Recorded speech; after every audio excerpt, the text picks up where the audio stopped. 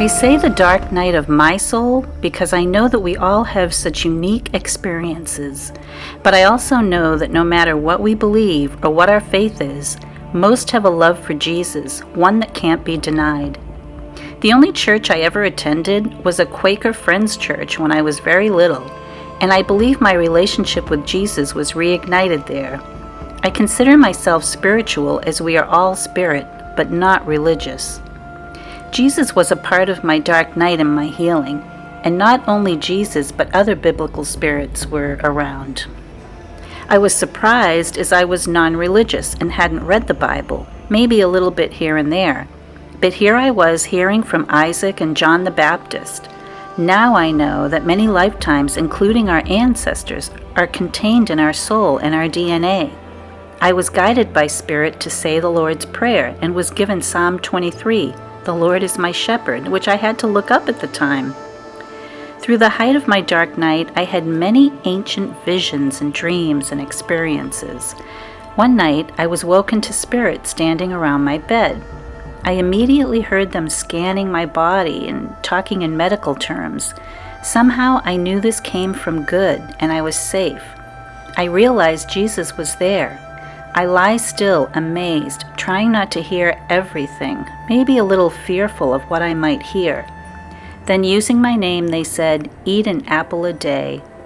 I was relieved as I understood this to mean that all was well, especially since I had previously come through a cancer diagnosis. After this, I would occasionally be aware of these checkups, which would occur at any time of the day. Who can explain these events? But I know it truly happened to me. Let me know in the comments if Jesus was a part of your dark night or awakening, and how did you know? What was the experience? After a time, I discovered my ability to channel. Channeling, for lack of a better word, is simply hearing the inner voice, the higher self. If you haven't heard yours yet, you will. The information I receive ranges from ancient times to messages from cosmic spirits. It is very intelligent, much more than me, and I had to grow in my knowledge and understanding of it. Things like the quantum field and magnetic possibilities were introduced to me, teachings about consciousness, Christ consciousness, and unity. So what a better time than now to spend with Jesus, with his essence and his love for all. Some things we innately experience and can't explain or prove.